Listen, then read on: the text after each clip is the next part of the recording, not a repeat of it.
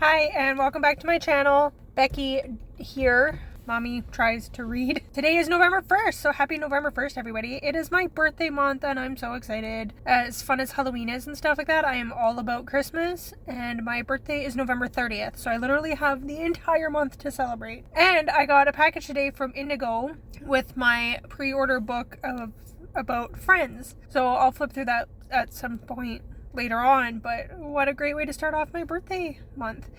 Anyways, this month, it feels like the last 3 months of the year, apparently, are month-long readathons. Look at that here.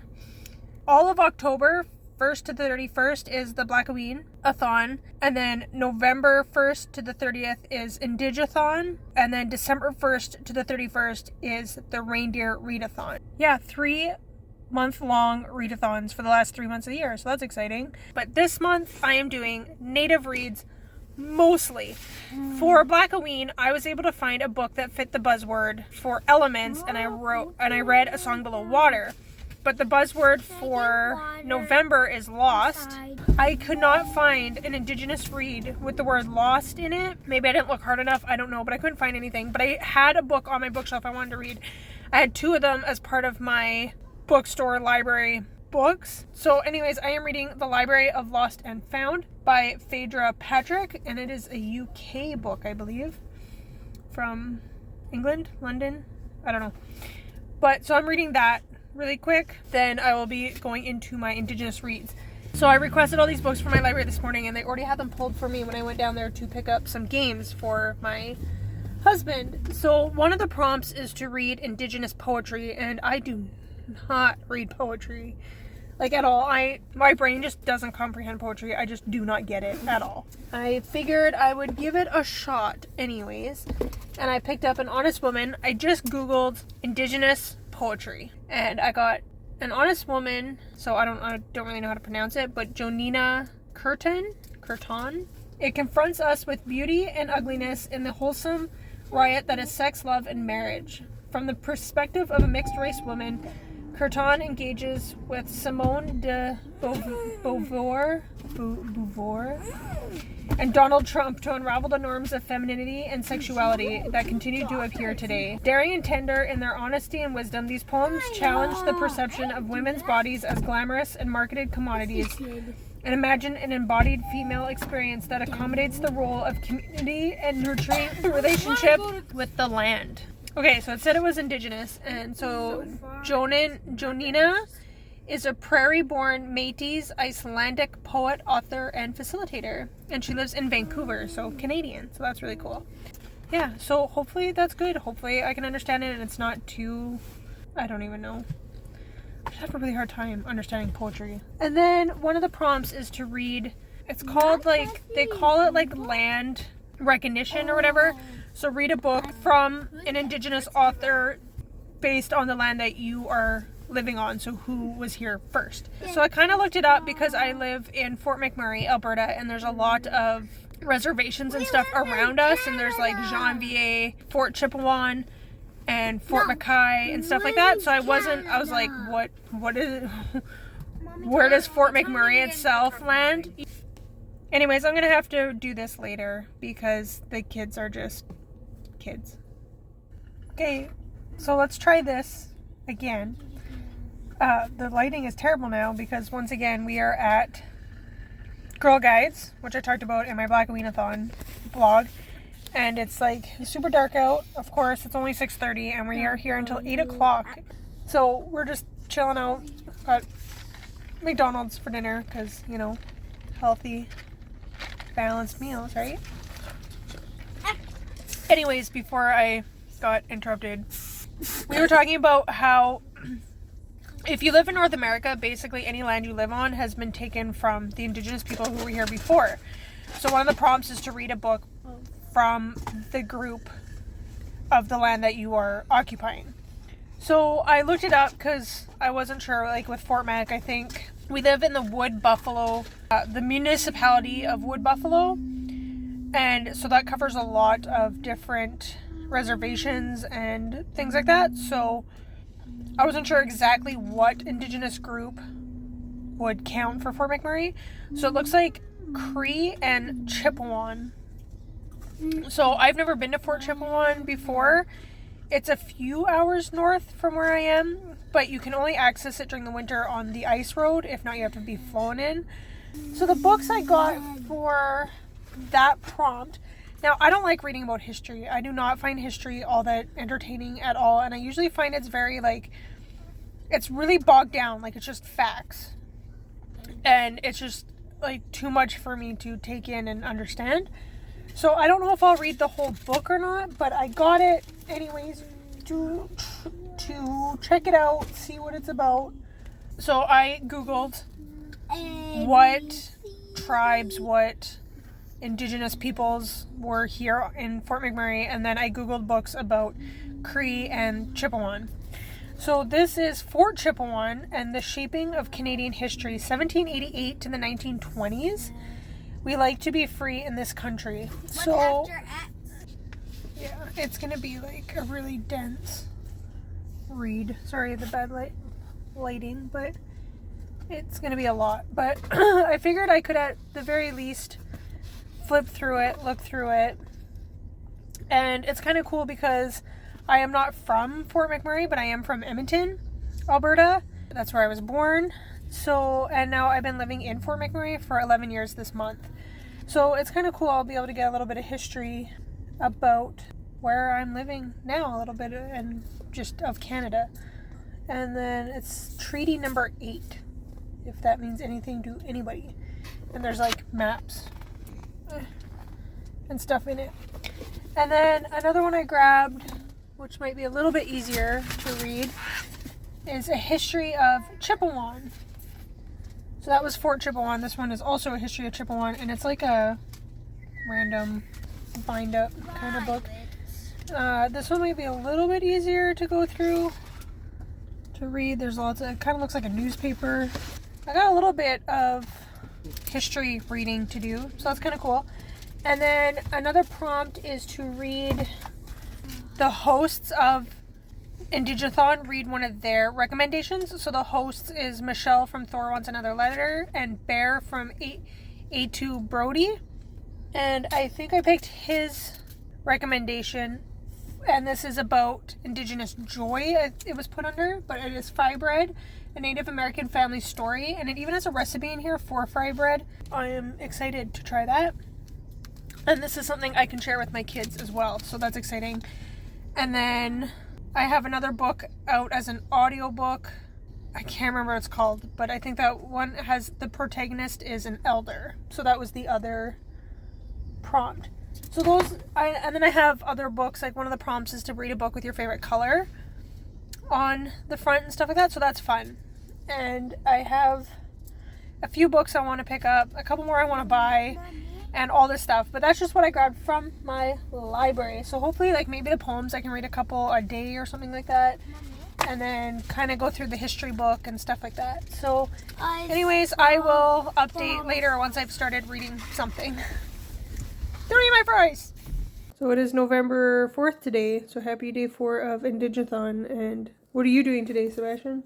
I am doing Extra Life. I am fundraising money for the Stollery Children's Hospital in Edmonton.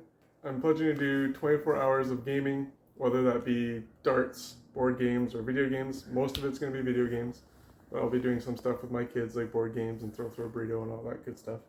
So I'm doing a Indigathon for the month, and I need a book to read. I just picked up this poetry collection as one of the prompts, but I need a novel to read. And then I have this these books about Fort Chippewan. So I get to pick your book. Yeah. So I noticed this one right away, because this one has the coolest art with the unremovable sticker that ruins the art, unfortunately. Empire of Wild. Looks kind of cool.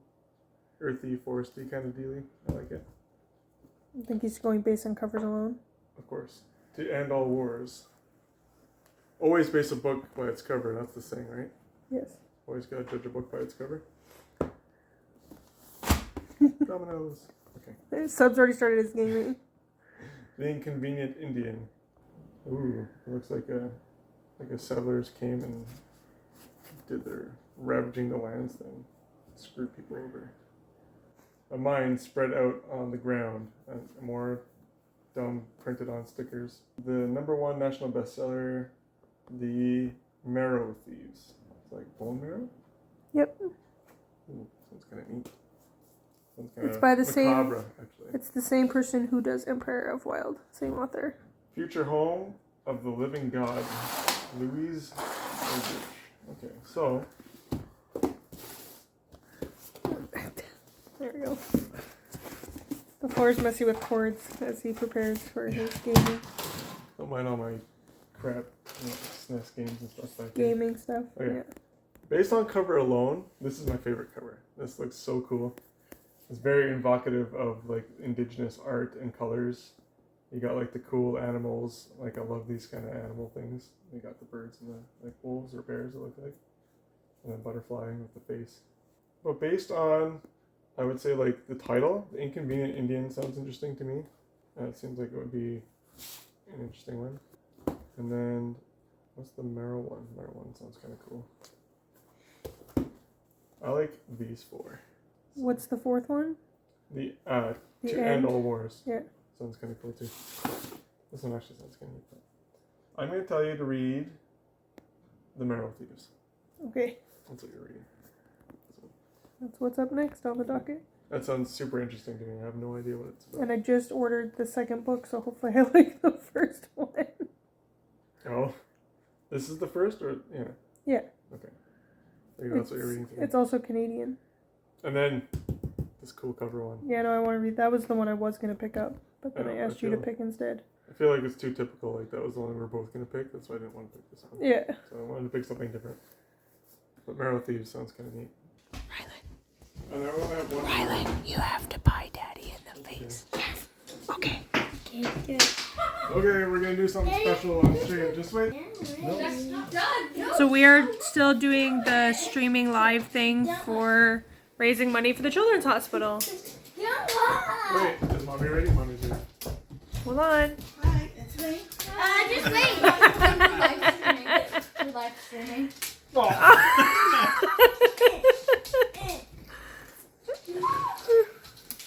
Good job, Rylan. Rylan, high five. Scary. That's perfect. So I am going to finish reading this poetry book so I can bring it back to the library today. It is now 11 o'clock and I have an appointment at 1 with the prenatal nurse person. So I'm going to stop at the library and drop off some stuff and pick up some more Indigenous literature. So this is The Honest Woman for the poetry collection, which I am enjoying. I'm not a big poetry reader, so some of it's a little bit, like some of the metaphors and stuff will go over my head, but this one is fairly easy to follow along with.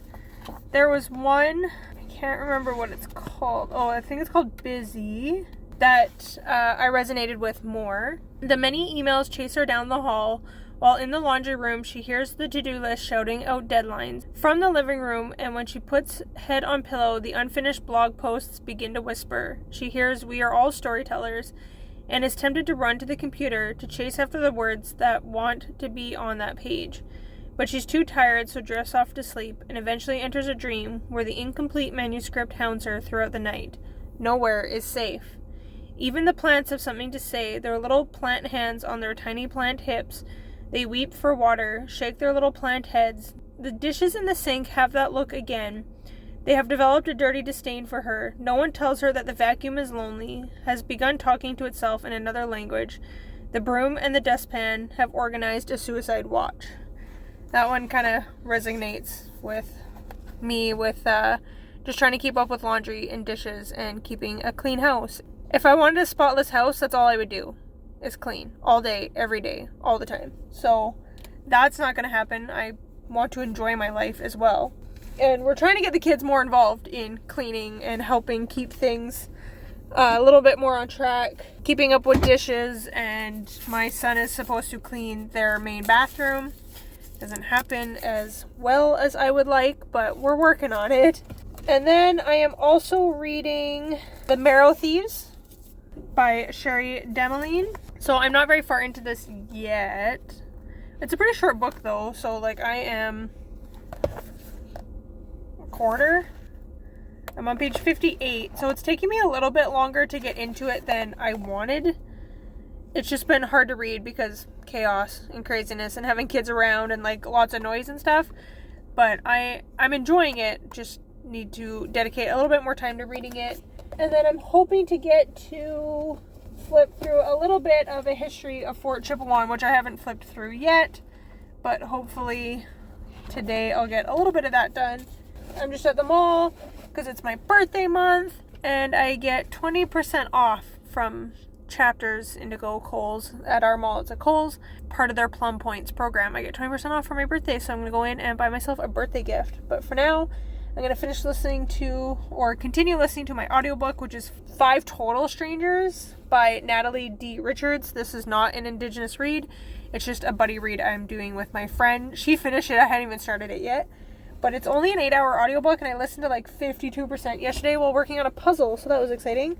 So I want to get finished with that, and then I have The Strangers that I want to read as part of my Indigenous reads. That is it for now. Happy November 12th, everybody. It is hard to believe that it's almost halfway through the month already. Last night I finished reading The Marrow Thieves by Sherry Demeline. And now I'm going to pick up Hunting by Stars, which is the second book of The Marrow Thieves. And I have work in 2 hours, but I have to leave in about half an hour to grab kids. And they slept over at one friend's place, and they're staying at another friend's place tonight, or today, while I work for a few hours. So I just thought I would start this Hunting by Stars. I liked The Marrow Thieves. It was good. So I might read Hunting by Stars, and then I am thinking of reading Res Dogs. Should go by pretty quickly, because it is told in verse, and I want to get to Firekeeper's Daughter this month. And that one's a little bit of a chunkier one. And maybe The Strangers. I am listening to The Break by that same author, Catherine something. We will see. I'm listening to The Break as an audiobook, and it's been good so far. It's a little bit confusing only having the audiobook because like each chapter is told from a different person. It's hard to follow along. Sometimes I'm like, okay, who is this? What part of the story is this? But the audiobook, like, it's a good audiobook. Just would help to have the physical copy. But that's okay. I enjoyed The Marrow Thieves, like I said, and I'm interested to see where it goes from there. The Marrow Thieves was really short. It was 231 pages, and this one is over 300. That one says 312. About 100 pages more than the other one anyways. That's an author's note. 390 pages, so more than 100 pages longer than the other one. So yeah, that's why I want to jump into this now, and so much reading to do, so little time to do it all in. So today is November 15th. Hi. We are officially halfway through November. That is crazy. And I have not gotten nearly as much reading done as I would like. What, Rylan? Welcome back to Mommy's channel. Your Mish channel? No, Mommy's channel. Mommy's channel. Yes, welcome back. I can't believe we're already halfway through the month. Only 15 more days till my birthday. I'm here too. Anyways, I have a book that we bought while we were in Vancouver this summer. My daughter picked it out, and it is called The Orange Shirt Story. So here, this is author Phyllis Webstad. Illustrations by Brock Nicole. So I never heard anything about Orange Shirt Day at school from what I can remember. It's only come up since my kids have been in school. I don't know how long they've been talking about it or honoring that day, but it wasn't like when I was a kid. We started reading this the other day, but it's actually like quite a bit of reading per page for like a kid's book. So I didn't get through as much of it as I would like to, because when it's bedtime and it's time for the kids to like calm down and like sit and read a book and start settling down for bed, they go absolute bat poop crazy. Like absolutely insane with energy and jumping off the walls, and I can't personally handle it. So we did not get through anywhere near close to being finished this book. But look at the cute puppy painting. So the illustrations are really beautiful.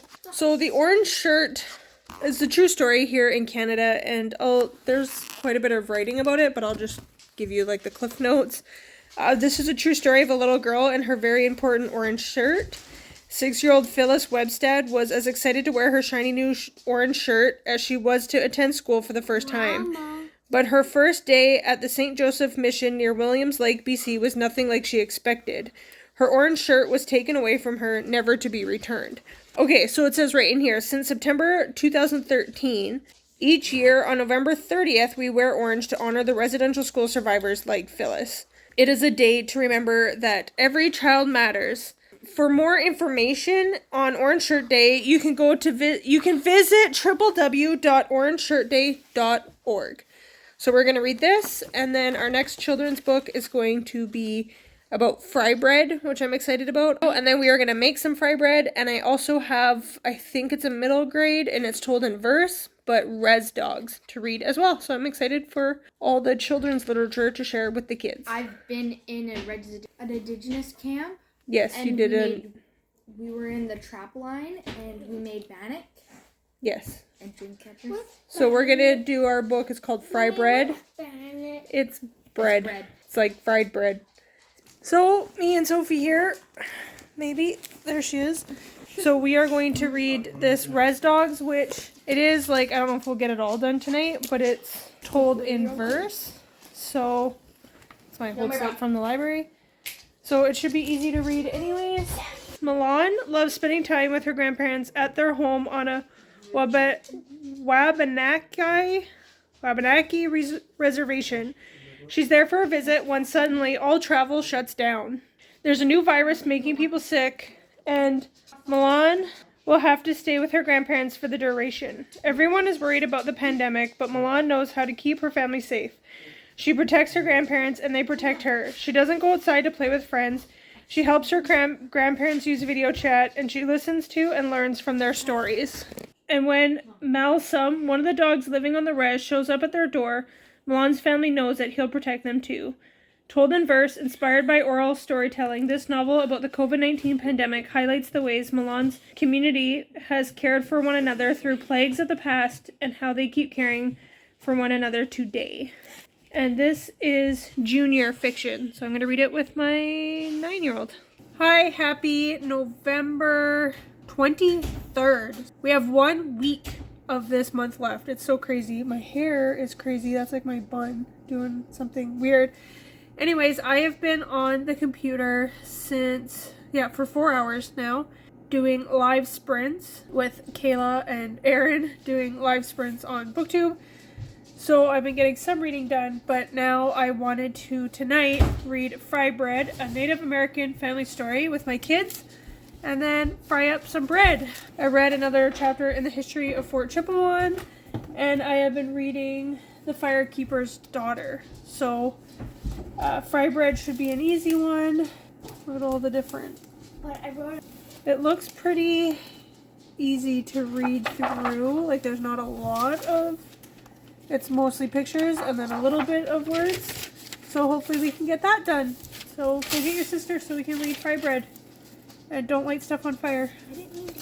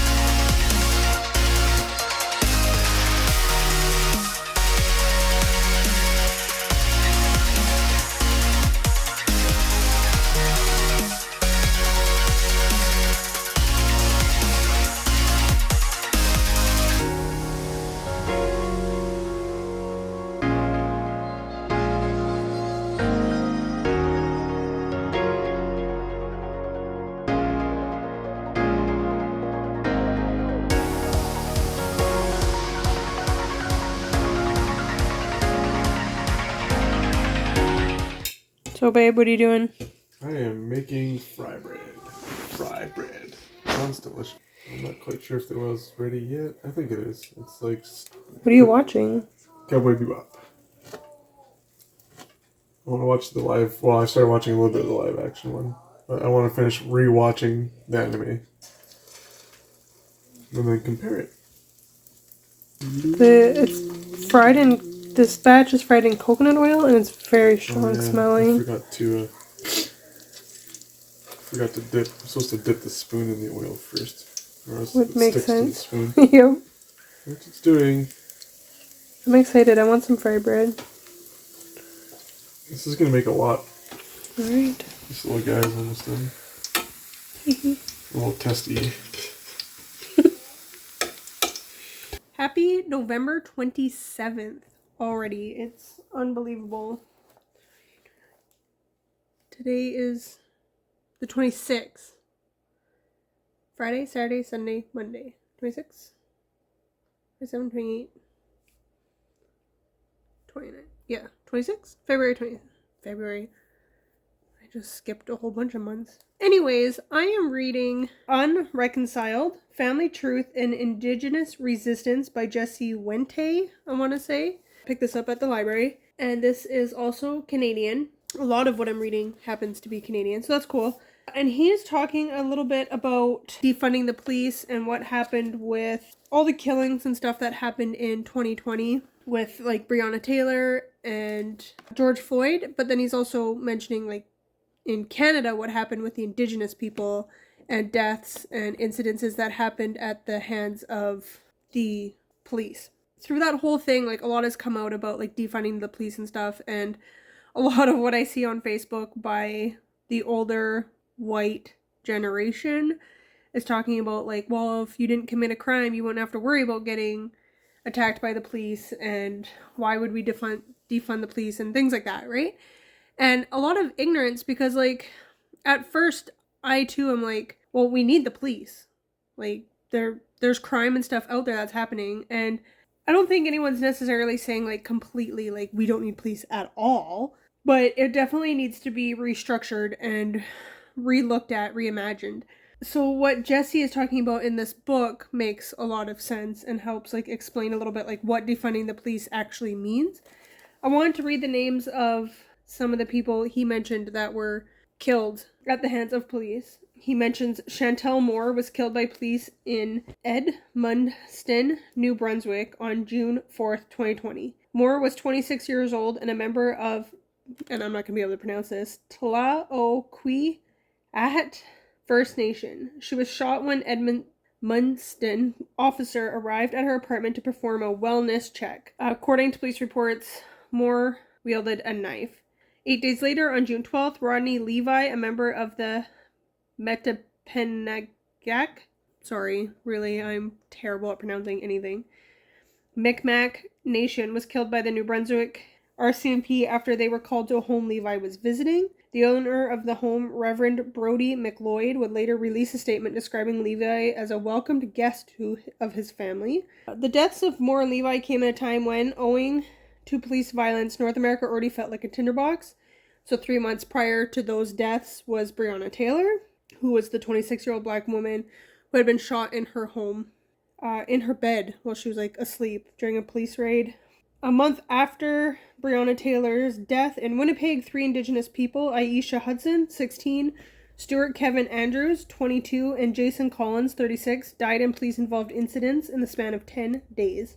And then in May, George Floyd was killed by Derek Chauvin when Derek knelt on George Floyd's neck for over 8 minutes. Back in Canada, in June 2020, Ronnie Levi became the 6th Indigenous person to die in a police-related incident in the span of less than 2.5 months. At the time, the total exceeded the number of Indigenous people who died from COVID-19, which reached Canada in late February. So that's really, really sad and horrible. But that, I just wanted to name like the people, honor those people that lost their lives, sadly. He also talks about fatal encounters with the police. Indigenous people account for 16% of those deaths over the past 20 years, despite comprising only 4.21% of the population, and black people making up 8.6% of those deaths while accounting for only 2.92% of the population. Also of note, every single Indigenous person killed during this period was suffering from either mental health or addiction issues, at least according to police reports and court records. And then he talks about how policing as devised, constructed, and utilized by settler colonial nations has always been about controlling Indigenous and Black communities, and how the RCMP and stuff was set up in Canada and how it has become, and in America as well, and how it's become racist.